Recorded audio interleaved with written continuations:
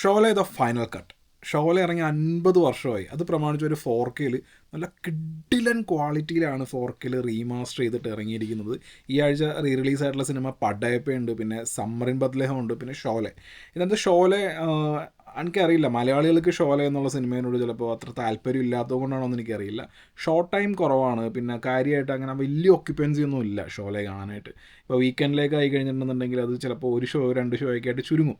പക്ഷേ ഒരു കാര്യം ഞാൻ ഉറപ്പ് നൽകുന്നു, നിങ്ങൾ ഇതിപ്പോൾ എവിടെയെങ്കിലുമൊക്കെ ഷോലെ പ്ലേ ചെയ്യുന്നുണ്ടെന്നുണ്ടെങ്കിൽ 4Kയിലുള്ള ദ ഫൈനൽ കട്ട് എന്ന് പറഞ്ഞ വേർഷൻ നിങ്ങളത് ഇതുവരെ നിങ്ങൾ തിയേറ്ററിൽ ഷോലെ കണ്ടിട്ടില്ല എന്നുണ്ടെങ്കിൽ, ഇതിനു മുമ്പ് റിലീസായിട്ടുണ്ട് പലതവണ, അപ്പോഴൊക്കെ മിസ്സായി ഇതുവരെ തിയേറ്ററിൽ കാണാൻ നിങ്ങൾക്ക് ചാൻസ് കിട്ടിയിട്ടില്ല എന്നുണ്ടെന്നുണ്ടെങ്കിൽ, നിങ്ങൾ ഈ സിനിമ വലിയ സ്ക്രീനിൽ കാണുമ്പോൾ നിങ്ങൾക്ക് കിട്ടാൻ പോകുന്നത് ഒരു ലൈഫ് ടൈം എക്സ്പീരിയൻസ് ആയിരിക്കും. അത് ഞാൻ ഉറപ്പ് നൽകാം. കാരണം ഇത് ഇന്ത്യൻ സിനിമയുടെ ഒരു മൈൽ സ്റ്റോൺ എന്ന് പറയാവുന്ന, അതായത് ഇന്ത്യൻ സിനിമയിൽ പെട്ടെന്ന് ഇന്ത്യയിലെ ഏറ്റവും ഇൻഫ്ലുവൻഷ്യൽ ആയിട്ടുള്ള ഒരു സിനിമ എടുത്ത് പറയാൻ പറഞ്ഞിട്ടുണ്ടെങ്കിൽ അതിനകത്ത് ആ ലിസ്റ്റിൽ ടോപ്പിൽ എപ്പോഴും ഷോലെ ആയിരിക്കും. കാരണം അത്രയ്ക്ക് ഇൻഫ്ലുവൻസ് ഇന്ത്യൻ സിനിമയുടെ പല ഭാഷകളിലുള്ള ഒരുപാട് സിനിമകളുണ്ട് ഇന്ത്യയിൽ. അതിലെല്ലാവർക്കും അവരെല്ലാവരും നല്ല പോലെ ഇൻഫ്ലുവൻസ് ചെയ്തേക്കുന്ന ഷോലെ പോലെ വേറൊരു സിനിമ ഇല്ല എന്ന് തന്നെ പറയാം. അപ്പോൾ ഗംഭീര എക്സ്പീരിയൻസ് ആയിരിക്കും 4Kയിലുള്ള റീമാസ്റ്റർ ഈ വേർഷൻ കണ്ടത്. അപ്പോൾ എനിക്ക് പറയാനുള്ളത്, നിങ്ങൾ ഇന്നേ വരെ ഷോലെ കണ്ടിട്ടില്ല എന്ന് വെക്കുക. ഷോലെ കാണാത്ത ചുരുക്കം ചില പെർസെൻറ്റേജ് ആളുകളുണ്ടാവുമല്ലോ.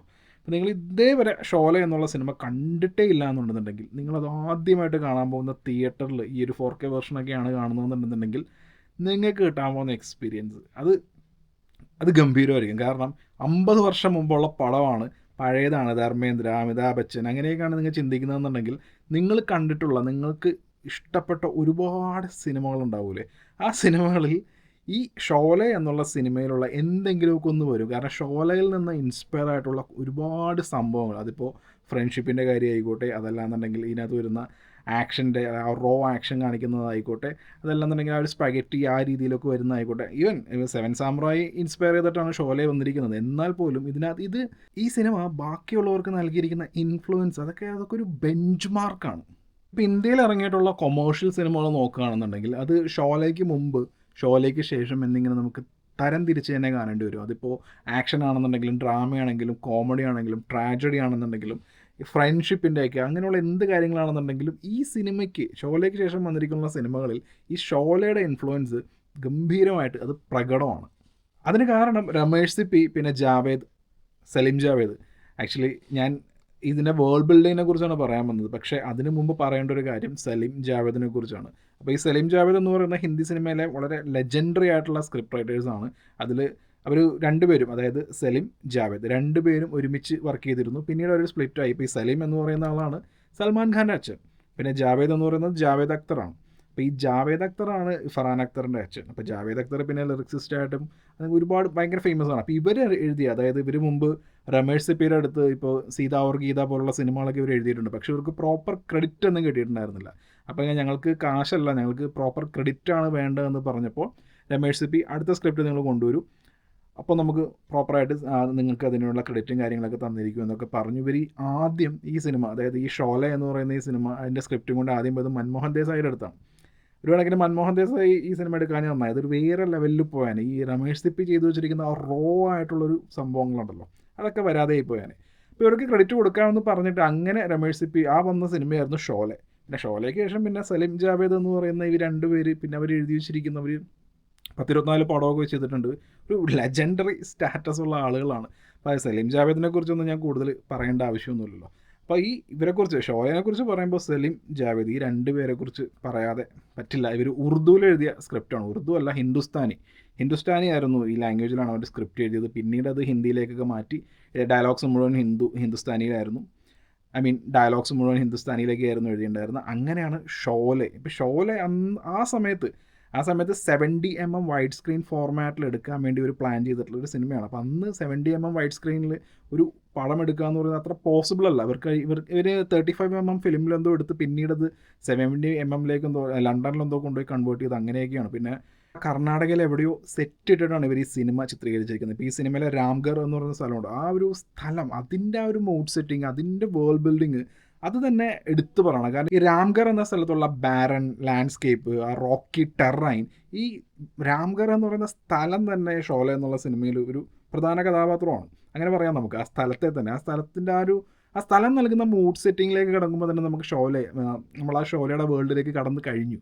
പിന്നീട് ഈ രാംഗർ എന്നുള്ള സ്ഥലം ഇതൊരു കർണാടകയിലുള്ള എവിടെയെങ്ങൊക്കെ സ്ഥലം കണ്ടെത്തി അവിടെ സെറ്റിട്ട് അങ്ങനെയൊക്കെ ചിത്രീകരിച്ചിരിക്കുക. എനിക്ക് തോന്നുന്നു അവർ പ്ലാൻ ചെയ്തത് കുറച്ച് സമയമാണെന്നെങ്കിൽ പിന്നീട് ഷൂട്ടിംഗ് ഒരുപാട് നീണ്ടുപോയി അൺഎക്സ്പെക്റ്റഡ് ആയിട്ട് ആക്ടേഴ്സിൻ്റെ കുറച്ച് അവൈലബിലിറ്റി ഒന്നും ഇല്ലാതെയൊക്കെ അങ്ങനെ ഒരുപാട് നീണ്ടുപോയി ഒരുപാട് കഷ്ടപ്പെട്ട് എടുത്ത സിനിമയാണ് ഷോലെ റിലീസായപ്പോൾ അതിന് പ്രോപ്പറായിട്ട് നല്ല റിവ്യൂസും കാര്യങ്ങളൊന്നും ഉണ്ടായിരുന്നില്ല. ബാഹുബലി റിലീസായപ്പോൾ എങ്ങനെയായിരുന്നു അതുപോലെ തന്നെയായിരുന്നു ഷോലെ.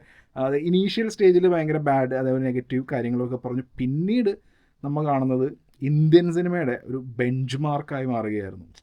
ബാഹുബലിയും അങ്ങനെ തന്നെയായിരുന്നു. അതായത് കുറേ കഷ്ടപ്പെട്ട് ഇവർ നമുക്ക് മുമ്പിലേക്ക് നൽകിയിരിക്കുന്ന ഒരു സിനിമയാണ് ഷോലെ. കാരണം ഇതിനു മുമ്പ് ഇത്ര റോ ആയിട്ട് ഇത്ര ഇൻറ്റൻസ് ആയിട്ടുള്ള ഒരു സിനിമ അതുവരെ ആരും കണ്ടിരുന്നില്ല. ഈ സിനിമയുടെ തുടക്കത്തിലുള്ള ട്രെയിൻ ഫൈറ്റ് ഞാൻ ഉറപ്പ് പറയുന്നു ഇപ്പോഴും നിങ്ങൾ 50 കൊല്ലം മുമ്പുള്ള ഷോലല്ല ട്രെയിൻ ഫൈറ്റും കാര്യങ്ങളൊക്കെ കാണുമ്പോൾ നമ്മൾ വിചാരിക്കും ഇത് അവരത് അന്തക്കാലത്ത് എങ്ങനെയാണ് ഇവരിത് ഇങ്ങനെ എടുത്തു കൂട്ടിയത് നമുക്ക് അത്ഭുതം തോന്നും. പിന്നെ ഈ സിനിമയുടെ ഐക്കോണിക് ആയിട്ടുള്ള ഗബ്ബർ സിംഗ് എന്ന് പറയുന്ന വില്ലൻ. ഗബ്ബർ സിംഗ് ഒരു റിയൽ ലൈഫിൽ ഇങ്ങനെ ഒരു വില്ലൻ ഉണ്ടായിരുന്നു. അയാളുടെ പേരും ഗബ്ബർ സിംഗ് അങ്ങനെ എന്തോ ആയിരുന്നു. വിക്കിപീഡിയയിൽ കറക്റ്റായിട്ടുണ്ട്. ഞാൻ ഈ വീഡിയോ എടുക്കുന്നതിന് മുമ്പ് ജസ്റ്റ് വിക്കിപീഡിയ ഒന്ന് ഓടിച്ചു നോക്കിയ ഷോ അതിനെക്കുറിച്ച് ഇങ്ങനെ കാണ്ടമായിട്ട് കുറേ കാര്യങ്ങൾ എഴുതിയിട്ടുണ്ട്. അപ്പോൾ ആ കാര്യങ്ങളെ കൂടിയാണ് ഞാനീ പറയുന്നത് കേട്ടോ. അപ്പോൾ ഈ ഒരു റിയൽ ലൈഫിലുണ്ടായിരുന്ന ഒരു ഡെക്കോയിഡ് അയാളൊക്കെ അതിനകത്ത് ഇൻസ്പയർ ആണ്. അയാൾ ഇതുപോലെ പിടികൂടുന്ന പോലീസുകാരുടെ കണ്ണും ചെവിയൊക്കെ മുറിച്ച് ബാക്കിയുള്ളവർക്ക് ഒരു വാർണിംഗ് എന്നുള്ള രീതിയിൽ വിടുന്നതാണ്. അപ്പോൾ ഇതിനകത്തുള്ള ഈ ഗബ്ബർ സിംഗ് എന്ന് പറയുന്ന ക്യാരക്ടർ ആ ക്യാരക്ടർ ആർക്ക് കൊടുത്തിരിക്കുന്നത് അതിൻ്റെ ആ ക്യാരക്ടറിൻ്റെ ഒരു ടെറർ അതൊക്കെ എടുത്തു പറയേണ്ടതാണ്. ഒരു അബ്സല്യൂട്ട് ടെറർ എന്ന് പറയാം. അംജദ് ഖാൻ്റെ പെർഫോമൻസ് ആണെന്നുണ്ടെങ്കിലും കിത്തനെ ആദ്മി തേ ആ ഒരു പുള്ളിയുടെ ആ ഒരു ഡയലോഗ് മോഡുലേഷൻ ആണെങ്കിലും അംജദ് ഖാന് പിന്നെ ഒരുപാട് സിനിമകൾ മലയാളത്തിലടക്കം പുള്ളി അഭിനയിച്ചിട്ടുണ്ടെങ്കിൽ പോലും ഈ ഗബ്ബർ സിംഗ് പോലുള്ള ഒരു ഐക്കോണിക് ആയിട്ടുള്ള ഒരു ക്യാരക്ടർ പിന്നീട് പുള്ളിക്ക് കിട്ടിയിട്ടില്ല. പുള്ളി ഇപ്പോഴും എനിക്ക് തോന്നുന്നു അവസാനം വരെ പുള്ളി ഒരു ഗബ്ബർ സിംഗ് എന്ന് പറയുന്ന ഒരു ഇമേജിൽ തന്നെയായിരുന്നു. അത് ആ ഒരു ചില ആളുകൾക്ക് ചില അഭിനേതാക്കൾക്ക് ചില ക്യാരക്ടർ കാരണം കിട്ടുന്നൊരു ഫെയിം ഉണ്ട്. അത് ആ ഫെയിം അതിലൂടെ തന്നെ അവസാനിക്കും. പിന്നീട് അവർക്ക് അവരിൽ നിന്ന് പുറത്ത് കിടക്കാൻ പറ്റില്ല എന്ന് തോന്നുന്നു. അംജദ് ഖാൻ്റെ ടെറിഫിക് പെർഫോമൻസ് ആണ്. ചുമ്മാ ഒരു ഷോക്ക് വാല്യൂ വില്ലനോ കാര്യങ്ങളൊന്നുമല്ല. ഒരു അന്തകാലത്ത് തന്നെ നല്ല മനോഹരമായിട്ടൊരു കറക്റ്റ് ഒരു ക്യാരക്ടർ ആർക്ക് ആ വില്ലന് വേണ്ടി കൊടുത്തിട്ടുണ്ട്. ചുമ്മാ വന്നു പോകുന്ന അങ്ങനെയുള്ളൊരു വില്ലനൊന്നുമല്ല. ഒരു കറക്റ്റ് ക്യാരക്ടർ ആർക്ക് കൊടുത്തിട്ടുള്ള ഒരു വില്ലൻ അത് ഷോലയിലായിരുന്നു. പിന്നെ കണ്ടത് ജയ് വീരു. ഇപ്പോൾ ഈ ജയ് വീരു എന്നുള്ള ജയ് വീരു എന്നുള്ള പേരിൽ പിന്നീട് സിനിമയൊക്കെ ഉണ്ട്. എനിക്ക് തോന്നുന്നത് കുനാൽ ഖേമോടെ എന്ന് തോന്നുന്നത്. അതായത് ഒരു പൊട്ടപ്പടവും അതിനകത്താന്ന് തോന്നുന്നത് തെന്നൂലെ എന്ന് പറഞ്ഞൊരു പാട്ട്. ആ പാട്ട് ഭയങ്കര ഫേമസ് ആണ്. എനിക്ക് കറക്റ്റായിട്ട് അറിയില്ല, അതിനകത്താന്ന് തോന്നുന്നു. ഓക്കെ, അപ്പോൾ ഈ ജയ് വീരു എന്ന് പറയുന്ന ഈ 2 ക്യാരക്ടേഴ്സ് അതായത് അവരുടെ ആ ഒരു ഫ്രണ്ട്ഷിപ്പ് ദോസ്തി അതൊക്കെ ഭയങ്കര അതായത് നമുക്ക് ആ ഒരു സിനിമയിൽ ഈ വരുന്ന ക്യാരക്ടേഴ്സിനോടൊക്കെ ഒരു ഇമോഷൻ തോന്നുന്നില്ല. ഇവരുടെ ഫ്രണ്ട്ഷിപ്പിന് ഈ സിനിമ കൊടുത്തിരിക്കുന്ന ഇമ്പോർട്ടൻസ് നമുക്ക് ത്രൂ ഔട്ട് കാണാം. അതിൽ തന്നെയുള്ള നല്ല നല്ല നല്ല മൊമെൻറ്റ്സ് ഈ സിനിമ നമുക്ക് സമ്മാനിക്കുന്നുണ്ട്. പിന്നെ ഇതിൽ ബസന്തിയായിട്ട് അഭിനയിച്ചിരിക്കുന്ന ഹേമാമാലിനി. ഇപ്പോൾ ഹേമാമാലിനിയാണ് ധർമ്മേന്ദ്ര കല്യാണം കഴിച്ചത്. ജയ ഭാദുരി ആയിരുന്നു അന്ന്. പിന്നീട് ജയ ബച്ചനായി മാറി. ജയബാദുരിയെ അമിതാഭ് ബച്ചൻ കല്യാണം കഴിച്ചു. അങ്ങനെ അവർ അതായത് ഈ സിനിമയിൽ വരുന്ന ആ ഒരു പെയർ അവർ റിയൽ ലൈഫിലും ഒന്നായി. അപ്പോൾ ഇതിലെനിക്ക് ഏറ്റവും ഇഷ്ടപ്പെട്ടത് അതായത് പണ്ട് സിനിമ കാണുമ്പോൾ ഈ ജയബാദുരിയുടെ ക്യാരക്ടറിനോട് ജയബച്ചൻ്റെ ക്യാരക്ടറിനോട് നമുക്ക് ഓക്കെ ഒരു പെണ്ണെന്നുള്ള രീതിയിലായിരുന്നു. പക്ഷേ ഒന്ന് ആലോചിച്ച് നോക്കുമ്പോൾ 50 വർഷങ്ങൾക്ക് മുമ്പ് വിധവയായിട്ടുള്ള ഒരു സ്ത്രീ അവരെ സ്നേഹിക്കുന്ന ഒരാൾ ആ രീതിയിലൊക്കെ ഒരു പുതുമയുള്ളൊരു സംഭവം അതായത് അന്നത്തെ കാലത്ത് എനിക്ക് അതൊന്നും ആലോചിക്കാൻ പോലും പറ്റില്ല. ആ രീതിയിലുള്ള ഒരു ലവ് സ്റ്റോറി, ഒരു ലവ് ട്രാക്ക് ഇതിനകത്ത് എഴുതിയിട്ടുണ്ട്. പിന്നെ ധർമ്മേന്ദ്രയുടെ ഹേമാമാലിനിയുടെ ലവ് ട്രാക്ക് ഇച്ചിരി ഭയങ്കര ലൗഡായിട്ടാണ്. കാരണം ബസന്തി എന്ന് പറയുന്ന ക്യാരക്ടർ തന്നെ ഭയങ്കര ലൗഡാണല്ലോ. അതുകൊണ്ട് തന്നെ എനിക്കിപ്പോൾ കാണുമ്പോൾ ആ മോളിൽ നിന്ന് ചാടാൻ പോകുന്ന ധർമ്മേന്ദ്രയുടെ സീക്വൻസ് കാര്യങ്ങളൊക്കെ അത് മൊത്തത്തിൽ അതിൻ്റെ തന്നെ ടോൺ തന്നെ ഡിഫറെൻ്റ് ആണ്. ഇപ്പോൾ ഈ പടത്തിൽ എല്ലാ സംഭവങ്ങളും ഉണ്ട്. അപ്പോൾ അതിനകത്തൊരു ഓവർ ദ ടോപ്പ് നിൽക്കുന്ന ഒരു സംഭവമായിട്ടും ഈ ഒരു ട്രാക്ക് വരുന്നുണ്ട്. അതേതായാലും കൊള്ളായിരുന്നു. പിന്നെ എടുത്തു പറയേണ്ടത് മ്യൂസിക്കാണ്. മ്യൂസിക്കിനകത്ത് ഏതോസത്തി ആണെന്നുണ്ടെങ്കിലും മെഹബൂബ എന്ന് പറയുന്ന പാട്ട് ഗബ്ബർ സിംഗിൻ്റെ ആ ഒരു അതൊക്കെ അവരിപ്പോഴും എനിക്ക് തോന്നുന്നു കഴിഞ്ഞ വർഷം ഇറങ്ങിയ ലിജോ ജോസിൻ്റെ മലൈക്കോട്ടെ വാലിബലിൽ വരെ ഷോലയ്ക്ക് ട്രിബ്യൂട്ട് എന്നുള്ള രീതിയിലൊക്കെയാണ് അവർ ഒരു പാട്ടൊക്കെ കൊടുത്തിരിക്കുന്നത്. അതായത് ഷോല എന്ന് പറയുന്നത് ഇന്ത്യൻ സിനിമ എത്ര കാലം ഉണ്ടാകുമോ അത്രയും കാലം ഏതൊക്കെ ജനറേഷനിലുള്ള ഏതൊക്കെ ഫിലിം മേക്കേഴ്സ് വന്നാലും അവരെല്ലാം ഇൻഫ്ലുവൻസ് ചെയ്യാൻ പറ്റിയുള്ള ഒരു പെർഫെക്റ്റ് ഒരു ബെഞ്ച് മാർക്ക് ഫിലിമാണ്. അതിൽ ഒരു സംശയമില്ല.